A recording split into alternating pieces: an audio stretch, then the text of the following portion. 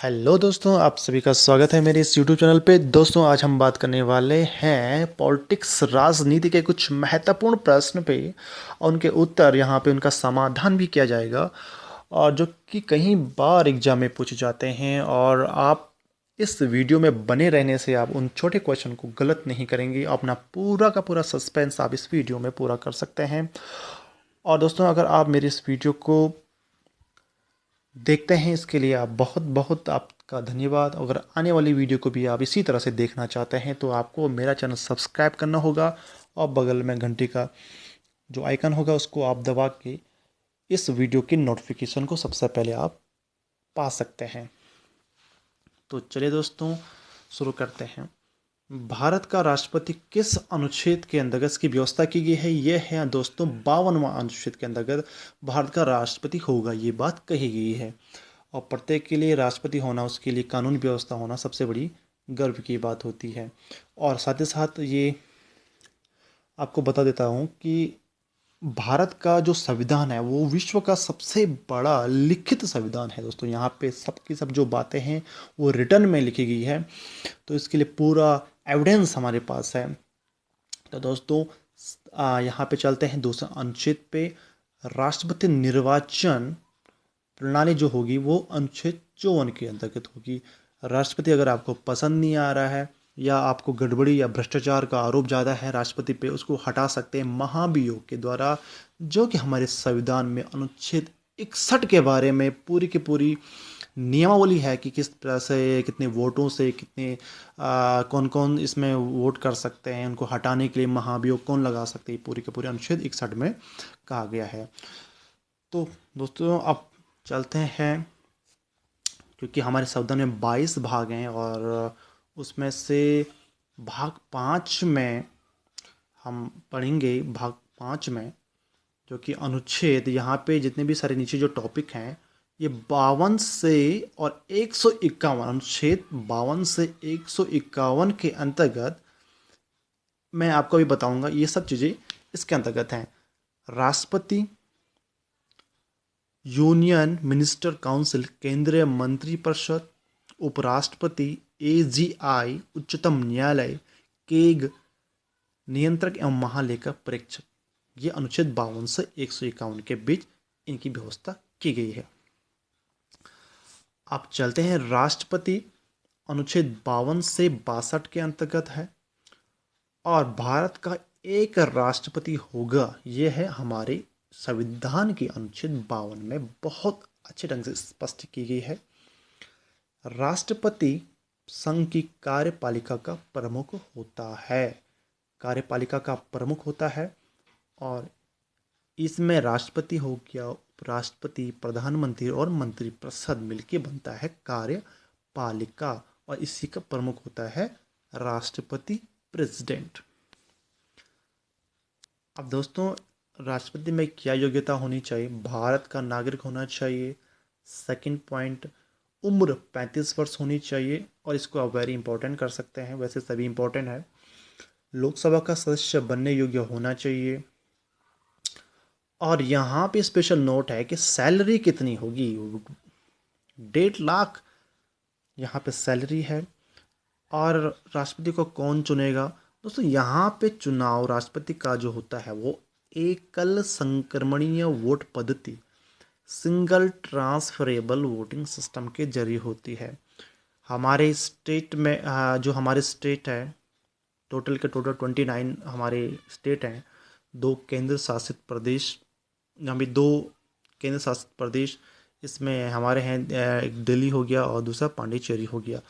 ठीक, इनके जो एमएलए हैं वो वोट करेंगे, राज्यसभा के निर्वाचित सदस्य वोट करेंगे, प्लस लोकसभा के निर्वाचित सदस्य वोट करेंगे। ठीक है, उसके आधार पे हमारे राष्ट्रपति का चुनाव होता है, और अनुच्छेद 54 में ये बात कही गई है। दोस्तों, यहाँ पे फिर से मैं आपको इस वीडियो को स्टार्टिंग से दिखाया मैंने। 54 ऊपर से देखिए आप, अनुच्छेद 54 के अंदर राष्ट्रपति का निर्वाचन होता है, जो कि इस डायग्राम में आप पॉज करके बहुत अच्छे ढंग से जितनी बार चाहे आप समझ सकते हैं। राष्ट्रपति के चुनाव की जो पद्धति होती है वो मैंने आपको बता दिया है। एकल संक्रमणीय वोट पद्धति के द्वारा राष्ट्रपति का निर्वाचन किया जाता है। दूसरा पॉइंट, जितने कैंडिडेट होंगे सबको वोट देना होता है प्रायोरिटी के आधार पर। ठीक है। शपथ किसके सामने ली जाती है? ये भारत के सर्वोच्च न्यायालय का जो मुख्य न्यायाधीश होता है उसके सामने शपथ दिलाई जाती है। राष्ट्रपति को महाभियोग के द्वारा हटाया जा सकता है अनुच्छेद 61 के जरिए। तो दोस्तों महाभियोग का सिस्टम कैसा है, किस तरह से लगाया जाता है, यहाँ पे दोस्तों सबसे पहले स्टेप 1 में है जो लोकसभा है, LS means Lok Sabha, RS Rajya Sabha. Lok Sabha के 1/4 लोग लिखित में रिटर्न में क्या देंगे, नोटिस देंगे राष्ट्रपति को, और 14 दिन के बाद, ठीक है, मतलब वहाँ पे 1/4 लोगों ने नोटिस में दे दिया है कि हम आप पे महाभियोग लगा रहे हैं आपके, ठीक है, हमें पसंद नहीं आ रही, आई डोंट लाइक। तो उसके 14 दिन के बाद राष्ट्रपति की तो हालत ख़राब हो जाएगी। तो उसके बाद स्टेप 2 में 2/3 जो लोकसभा के जो मेंबर हैं वो क्या करेंगे, प्रस्ताव को आगे बढ़ाएंगे, यानी कि 2/3 वोट इसमें होने कंपलसरी हैं, तभी जाके ये आगे बढ़ सकता है। आगे ये बढ़ गया लोकसभा से, ये चला गया सीधे राज्यसभा में, और राज्यसभा में 2/3 वोट होने बहुत ज़रूरी है। 2/3 वोट से दोस्तों क्या होगा, राष्ट्रपति हटा दिया जाएगा और वहाँ से दूसरे राष्ट्रपति क्या होंगे, पद पे आसीन होंगे। उनका निर्वाचन इसी प्रकार से होगा जिस प्रकार से आप इस इमेज में देख रहे हैं। ठीक है दोस्तों, अगर आप समझ गए हैं तो बहुत बहुत बधाई आपको। राष्ट्रपति के अधिकार क्या हैं, राइट क्या है? पहला, राष्ट्रपति निम्नलिखित की नियुक्ति करता है।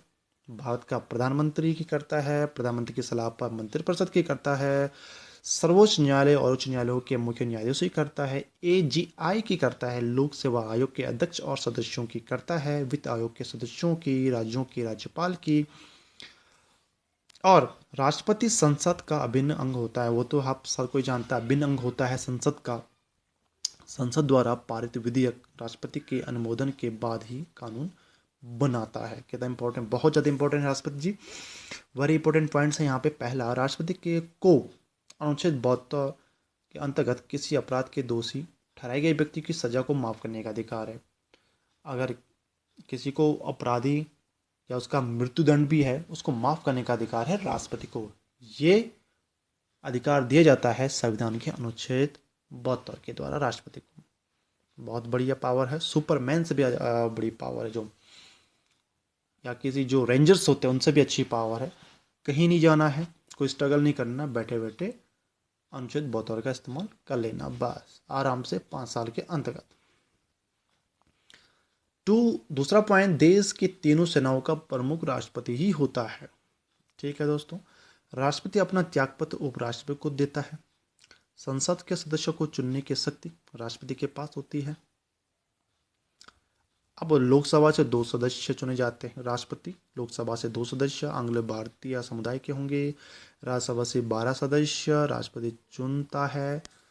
और दोस्तों नोट है इसमें, संसद के दोनों सदनों का संयुक्त सत्र राष्ट्रपति बुला सकता है, दोनों को एक साथ क्लास दोनों की ले सकता है। ठीक है, राष्ट्रपति की आपातकालीन शक्तियों के बारे में, क्या इमरजेंसी के पास पावर है, क्या कर सकते हैं इमरजेंसी में। संविधान में 3 प्रकार की आपातकाल का प्रावधान है। ठीक है, इमरजेंसी लगा सकते हैं दोस्तों देश में 3 प्रकार।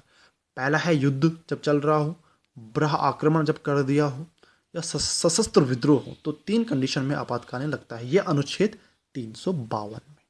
ठीक है, 352 अनुच्छेद 352 के अंतर्गत आपातकाल लगता है। कौन सा है दोस्तों? युद्ध, बृहदाक्रमण, सशस्त्र विद्रोह। इस प्रकार के क्वेश्चन परीक्षा में आते ही रहते हैं और कई बार आए हुए हैं। अनुच्छेद 356 में राज्य में राष्ट्रपति शासन लगता है।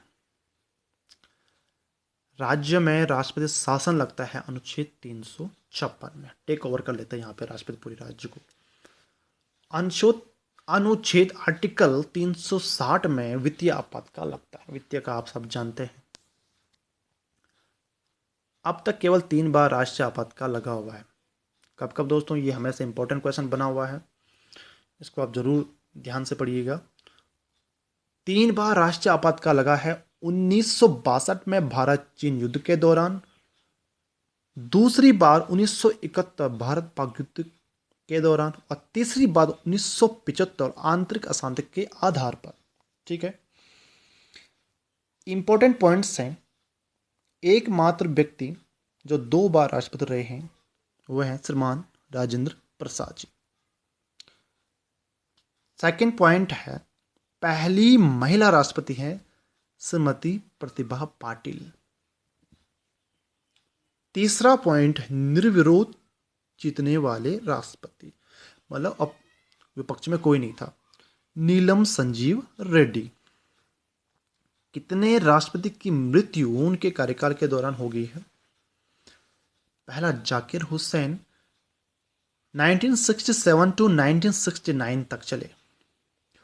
फखरुद्दीन अली अहमद 1974 टू 1977 तक चले। तो दोस्तों, आज की इस वीडियो में इतना ही। मुझे दीजिए इजाज़त, फिर मिलेंगे इसी प्रकार की इंटरेस्टिंग वीडियो के साथ। तब तक के लिए नमस्कार, जय हिंद, जय भारत।